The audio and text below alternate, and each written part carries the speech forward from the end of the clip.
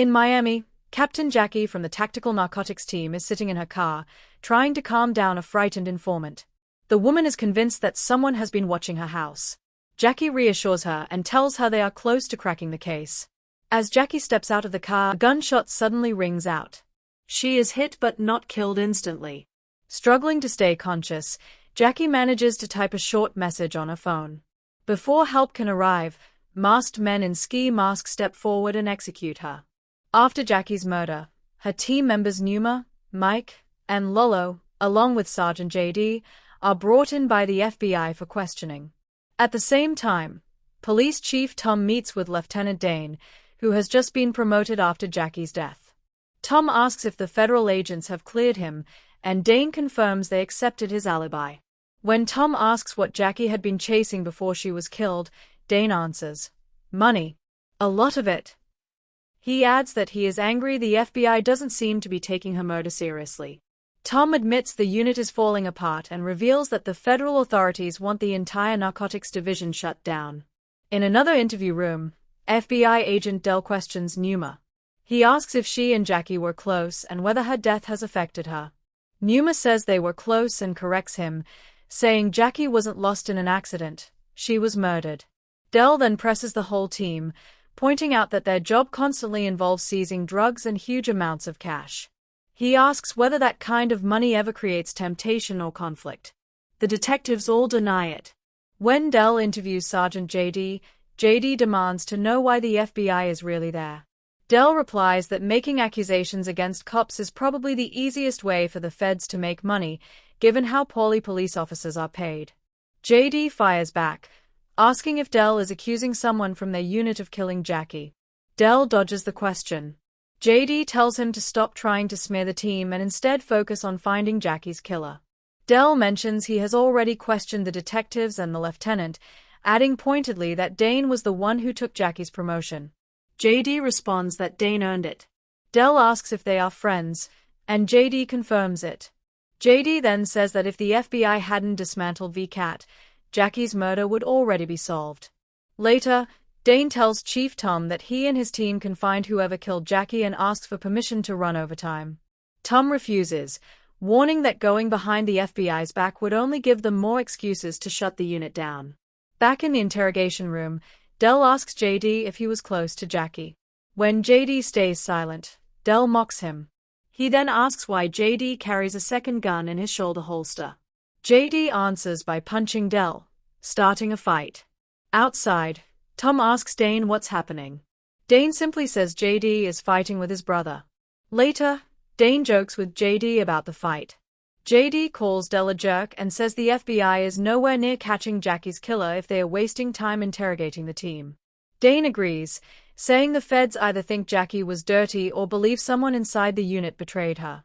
JD suggests that if he were running the investigation, he would shake everyone up and see who slips. After the interrogations, the team relaxes and jokes around, mocking Dell behind his back. The laughter stops when Numa asks why everyone keeps talking about money. Mike mentions rumors about stash house robberies.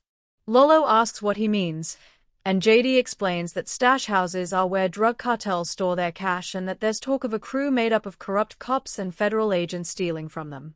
Nearby, Dane reads a message about a stash house and then glances at a photo of his son. Outside, DEA agents NYX and Dio arrive in an armored vehicle and greet the team, who know them well. Numa grows serious and tells them she believes the FBI is more interested in tearing apart the narcotics unit than in finding who killed Jackie. Dio agrees with Numa and adds that if VCAT had not been shut down, arrests would already be happening. Just then, Dane steps outside the building and greets the DEA agents before turning back to his team. He tells them a Crime Stopper tip has just come in. According to the report, a large amount of money is hidden inside a house in Hialeah. Lolo mentions that their shift is nearly over and asks if this means they will be getting overtime. Dane shakes his head, saying there is no overtime due to budget cuts. Instead, he tells Lolo to bring Wilbur, the cash-sniffing dog. Numa walks up beside Dane and asks how much money they are talking about. He says around $250,000. Numa mutters that it sounds like an easy grab. Mike asks if they should notify the Hialeah Police Department. Dane says no, explaining that the department there is a mess right now. Mike asks again how much they expect to recover. Dane replies about $150,000. Wilbur immediately starts acting strange and urinates near the front door. Lolo says she has never seen Wilbur react like this and asks how much money they are really dealing with. Dane says about $75,000. Lolo says that makes no sense, because Wilbur would never react that strongly for such a small amount. Dane approaches the homeowner and tells her they received a tip about drugs being stored in the house. JD asks for her name. She introduces herself as Desessi. Dane asks if anyone else is inside. Desessi says she is alone. He asks for permission to search the house. She asks if they have a warrant. Dane admits they do not, but says they have a consent form. If she has nothing to hide, she can simply sign it. After hesitating, Desessi signs. Inside the house, Lolo removes Wilbur's leash. The dog immediately starts barking at the ceiling. Dane asks what is in the attic. Desessi says she has never been up there and insists there are no drugs. JD corrects her, saying the dog is trained to detect cash, not narcotics. Dane and JD go up into the attic. JD notices how clean it is compared to the rest of the house and asks why. Desessi repeats that she has never been up there and says the home used to belong to her grandmother. JD spots a thin wire in the wall and pulls it, causing a hidden panel behind a statue to slide open. Inside, they find several large drums. Dane orders the team to start removing the containers while he and JD question Desessi. Dane asks how long she has lived in the house. She says 2 months. She explains that her grandmother recently passed away and that she took care of her alone for years. The house is now in probate, and her sister is fighting the will, even though she never helped. JD asks if Desessi knew there was money in the house. After seeing her earlier reaction, he does not believe her. Desessi denies knowing anything. JD tells her that whether she knew or not, she is now in possession of illegal money. She argues that the house is still in probate and not officially hers. Dane smirks and says that is a clever legal angle. He asks who taught her that. She says no one. Desessi notices the tattoos on Dane's hands and asks what they mean. He explains that one says, "Are we the good guys?" and the other means they always are. Mike calls them from the attic. They open one of the drums and find far more money than expected. Dane counts one container and estimates the rest. It is over $20 million. Everyone is stunned. JD orders everyone back downstairs. Before they leave, Dane asks everyone to hand over their phones. Numa, shocked, asks if he doesn't trust them. Dane says money makes people act crazy. He collects everyone's phones, including Desessi's. JD offers his as well, but Dane refuses and asks JD to help him think this through. JD is clearly uncomfortable. He asks how much the tip said. Dane replies, $30,000. Dane orders Mike and Numa to remove the rest of the containers and begin counting. JD objects, saying they need to move the money immediately. Dane insists that protocol requires counting it on site. JD snaps back that the rules do not apply to this much cash. Dane refuses to change his mind. JD suggests calling the chief, but Dane says he does not trust anyone right now. JD then reveals that Jackie told him about a huge stash just like this shortly before she was killed. Lolo asks if she can call her daughters to say goodnight. Dane refuses. JD suggests at least calling his brother or NYX, but Dane shuts that down too. JD loses his temper and calls Dane a real problem for how he is acting. Hearing the argument, Desi warns them they are making a terrible choice. She tells them to take whatever money they want and leave before everything turns into a disaster. Just then, Mike rushes down from the attic, saying a police cruiser just turned onto the street. Dane and JD step outside and identify themselves as narcotics officers. One of the local cops says they were never notified about a raid. JD brushes him off, saying patrol officers do not need to be included. As the cruiser pulls away, JD notices the cop riding shotgun and recognizes him. The officer pretends not to know JD. JD tells Dane that the man was part of VCAT and suspects his partner was too. He thinks they may have been reassigned. When Dane asks if they might know about the stash, JD shrugs. They both decide to grab their vests, extra weapons, and spare magazines just in case. Back inside, Desi is cuffed to a chair while Lolo, Numa, and Mike move the cash containers into the garage. As they work, Mike quietly says he does not like how Dane is running this operation, especially not calling it in. He adds that Jackie never would have handled it this way. Numa reminds him that Dane is in charge and they need to stick together. Dane and JD enter the garage and tell everyone to put on their vests. Dane apologizes to Lolo for not letting her make a call earlier. She nods, understanding. Dane tells Mike to watch the outside. He then grabs a stack of cash and tells Lolo and Numa that if a bundle is labeled 250, they should leave it untouched. If there is no label, they should count it. He jokes that it would be much easier to just take the money and run. Outside, Mike secretly texts the chief using a burner phone. Inside, Desi admits that ever since she moved into the house, she has been receiving calls telling her to leave for a few hours at a time. She swears she does not know who is calling. Dane asks what she meant earlier when she told them to take the money and leave. Desi says that was exactly what she was told to say if police ever showed up. She notices a photo of a young boy and asks Dane about it. He says it is his son. While reviewing her file, Dane realizes Desi is a confidential informant. Her statements were sealed for her safety. Desi admits her ex-boyfriend stole drugs and cash and that she worked with the police to survive. Dane and JD accuse her of knowingly allowing cartel money to be stored in the house, but she refuses to respond. Suddenly, an old rotary phone starts ringing. Desi panics and begs them not to answer it, but JD picks up anyway. A distorted voice warns that if they do not leave within 30 minutes with $150,000, everyone will die. JD hangs up and looks at Dane. They now have half an hour before someone shows up.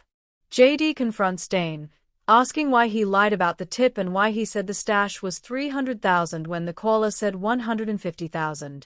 He demands to know what is really going on.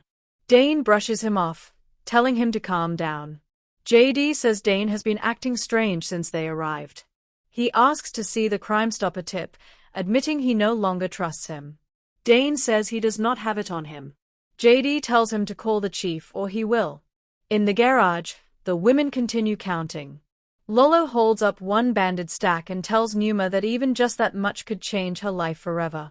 Meanwhile, JD calls NYX from the DEA. He explains the tip and says there is far more money than expected. He is worried that Dane still has not reported it.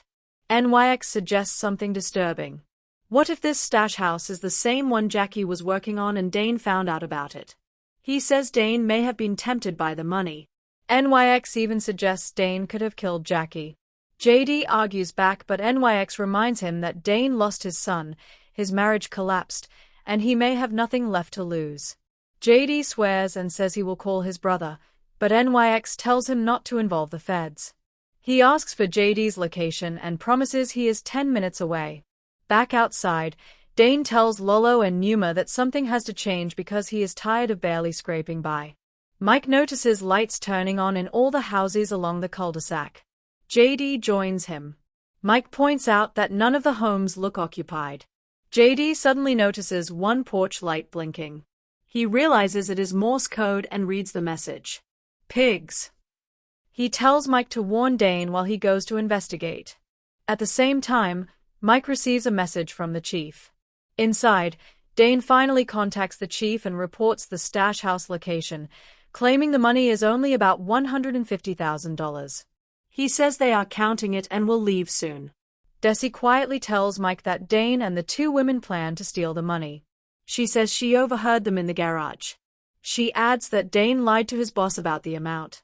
She says Mike is the only one she trusts. Dane opens the garage door just as Mike tells him that JD went to check a nearby house after spotting Morse code from a porch light. Dane and Mike head out together. Soon after they leave, the phone rings again. Numa answers. The voice tells them they have 10 minutes or people will start dying.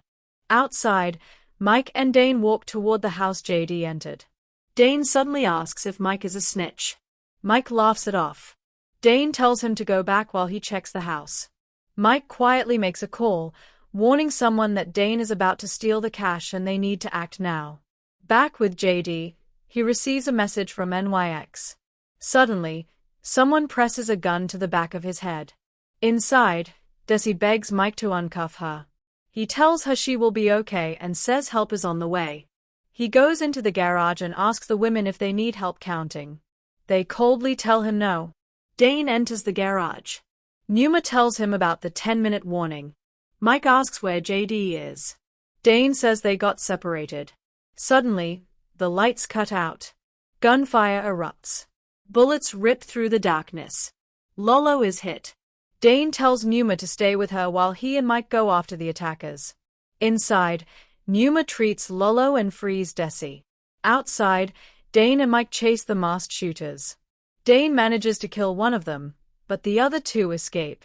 JD stops Dane from pulling the trigger, pointing out that the man was the one flashing the porch light. He explains the man is cartel and that their crew did not attack the house. Someone else did. The man calls his boss and hands the phone to Dane, telling Mike to back away.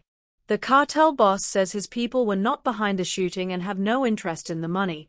After a cop was killed, they want no more attention. JD asks directly if the cartel murdered Jackie. From a distance, Mike watches carefully. When they regroup, Mike asks what happened. Dane says the cartel is walking away and had nothing to do with the ambush. They return to the garage. Dane tells the team the cartel is out and no longer wants the cash. Lolo suggests they keep the Crime Stopper reward and divide the rest, but Numa reminds her that Dane already contacted the chief. JD asks when. Dane says earlier, about the stash. JD then drops the truth. There was never a Crime Stopper tip. Dane made it up. He reminds everyone that Dane was Jackie's second in command. If Jackie knew about the stash, Dane knew too. Dane fires back, accusing JD of setting the whole thing up. He points out JD recognized the former VCAT officer earlier and vanished for half an hour before returning with a cartel man. JD responds with a chilling detail. The cartel believes Jackie was killed by someone on her own team. He stares at Dane and calls him a badge killer. They start swinging. Mike and Numa pull them apart. Dane orders Mike to go watch Desi. Outside, Mike checks his vest and realizes his burner phone is gone. JD gets a call from NYX and urges him to hurry. He says Dane has gone off the rails and is about to steal the stash. JD asks if backup is coming. NYX says overtime is dead but an armored truck is on the way. When he asks how much money is involved, JD says 20 million. Inside, the women finish packing the cash when fire starts spreading through the garage. They rush the bags outside just as the armored truck arrives. Dane looks surprised to see NYX but hides it. He tells Mike to load the money and orders JD to stay behind with the women. JD shouts that he does not trust Dane, which is why he called NYX. NYX steps between them and orders both men into the truck. Inside, JD and Dane keep their guns ready. Dane asks where the money is going. NYX says a DEA vault near the hospital. JD texts someone. NYX asks who. JD says the chief. Mike interrupts. The chief only knows about a small amount, not the full sum. Dane snaps at Mike. Mike fires back, telling him to get lost. He reveals that Desi told him everything. That Dane reported only 150,000 and planned to split the rest with Lolo and Numa. Dane smirks. Desi heard exactly what he wanted her to hear. In a flashback, he signals the women to play along and pretend they are stealing the money. He explains that Desi would panic and run to Mike, who would then expose himself. Dane says he fed everyone different numbers. JD interrupts, reminding them the threat caller also demanded 150,000. Mike says they have his phone. JD points out he was using a burner. Dane reveals JD secretly lifted Mike's phone during their staged fight. Then he accuses Mike of calling the local cops, starting the fire, and trying to steal the stash all night. Mike denies it. Dane admits he lied to everyone, even JD. In another flashback, we see him aiming at JD but lowering the gun. He explains there was never a Crime Stopper tip. Jackie texted him from a burner right before she died. The whole operation was a trap to find her killer. Jackie believed someone inside the unit was dirty and used the stash as bait. JD asks who it is. Dane answers that they will find out tonight, then looks straight at Mike.